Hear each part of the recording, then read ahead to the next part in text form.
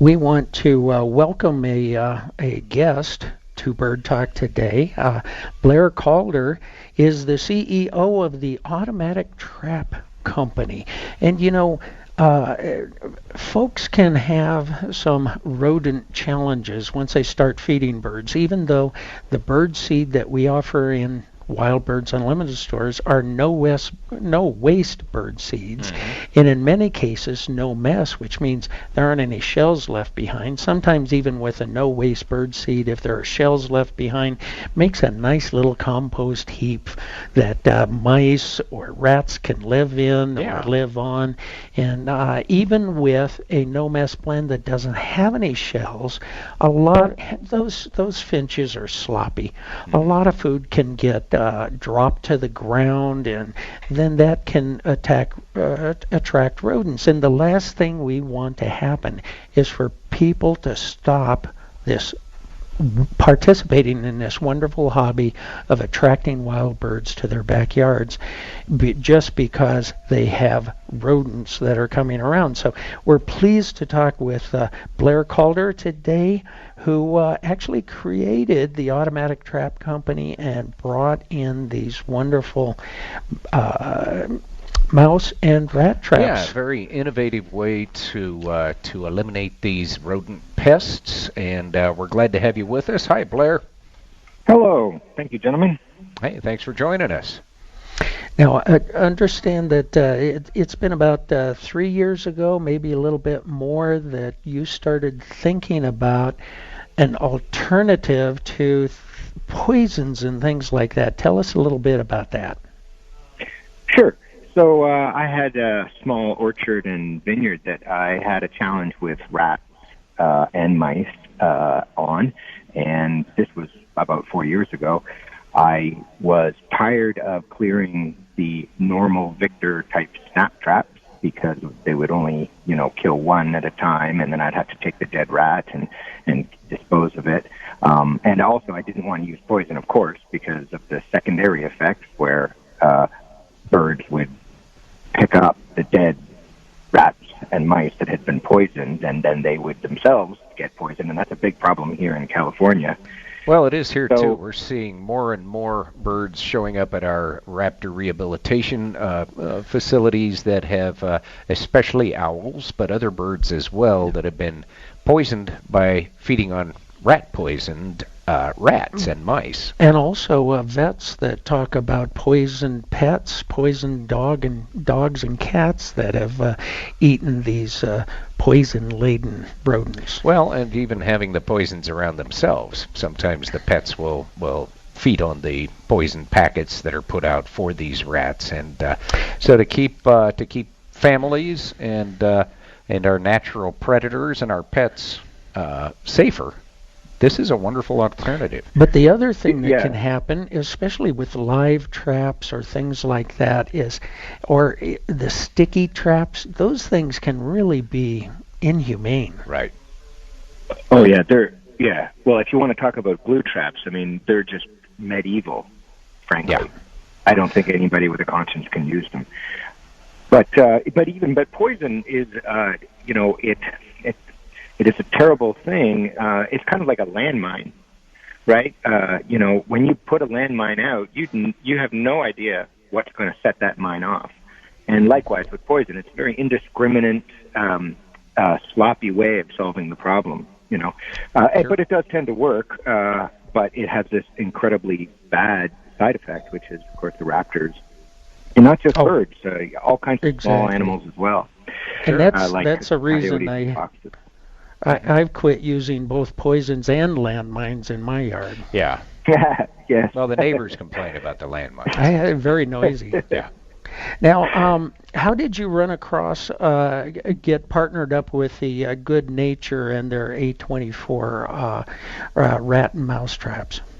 Sure. So, like I said, I had a rat problem, and then I had come up with an idea. Well, wouldn't it be great to have a trap that would be somehow automatic, that would automatically kill one after another, and I wouldn't have to reset it and check it all the time. Mm-hmm. And I started looking for something like this, and sure enough, I discovered that it already existed, and it was in New Zealand, and they'd been using it for 10 years, mostly in ecology. So the product was born in New Zealand in an effort to improve the control of invasive rats, mice, and also stoats and possums. And so those animals in New Zealand are all invasive. New Zealand has no native mammals. And so the birds were everywhere. The bird song was so loud in New Zealand that, they used to say 3 miles offshore you could hear it. It would be deafening. But because the birds have no defenses against these predators, such as rats and mice, they really destroyed the population. Some estimates as much as 70,000 birds a day are dying in New Zealand because of these invasive predators. So the Good Nature Company invented this device and has been using it very successfully to completely eradicate territories of these rats, giving the birds a chance to come back. And I saw it with my own eyes when I've been there and visited some of their preserves, and also they've made entire islands predator-free. I understand that most of those traps that were initially placed out there are still in operation in New Zealand as well, so they're very durable. Oh, yeah. They put down these grids of them, so they'll do 1 per acre, roughly, of these traps. And the trap was actually, the reason it came to be was they were doing trapping before this. The problem was the traps themselves were quite large, cumbersome, only caught one animal at a time, and required a tremendous amount of labor to go back and reset them and check them. And so it wasn't really practical to trap a large area. So then with the A24 trap that I discovered existed in New Zealand, the device we're talking about, this trap allowed them to put a trap in place and would kill 24 rats in a row. Mm-hmm. And they wouldn't have to come and check it, months, every 6 months. Right, and the predators would then carry off the rat carcasses to feed on, and they wouldn't be poisoned. They would actually be benefiting from what was going on there. Yeah, no, and that's a big part of what happens is that instead of killing it inside some kind of box where then the rat or the stoat or the mouse would rot away, it is dropped down to the ground and then taken away and eaten by any number of different things, other rats sometimes or other birds. All kinds of creatures will eat that dead rat, and because it's poisoned, it wasn't poisoned, and perhaps I could explain how it actually kills the rat. Yes. Yeah. The trap itself is about the size of looks like a power drill, and you mount it on the side of a tree or a fence post, and quite low to the ground. The rat will stick its head up inside the trap in order to get at a lure that is inside there. We use chocolate lure, but there's all kinds of lures you can use, and they touch a small trigger. There's a compressed gas cartridge that powers a hammer that strikes them perfectly on the top of the head, crushes their skull, and kills them instantly. And it sounds it's a bit graphic, instantaneous, but yeah.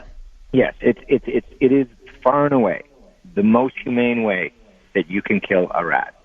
Yeah, a lot of people have used live traps, and typically what happens is they forget about the live trap, so instead of taking the creature and releasing it elsewhere, it just dies a slow death of starvation and thirst instead. Yes, unless it catches more than one, and then it becomes even worse because then they cannibalize each other constantly. It's just horrific. Live traps can be horrific. And another thing that a lot of people who use live traps don't really like to hear is that if you transplant a rodent to a new place, so you catch it in your backyard and decide you're going to drive down to the local creek and you're going to let the thing go, it's also cruel in a manner of speaking because the odds of that rat thriving in a new environment are very low.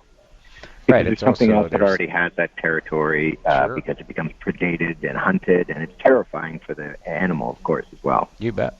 Now, this A24 trap is really kind of a high-tech tool that doesn't require batteries or recharging or anything like that because it uses a CO2 cartridge that will power it for 24 kills. And, it's kind of hard on Bird Talk to talk about killing anything. Right. But we know that these rodents, we've got a list of rodent caused diseases that are just you want to prevent. You don't want those diseases to spread. It can include even indirectly, it includes West Nile virus.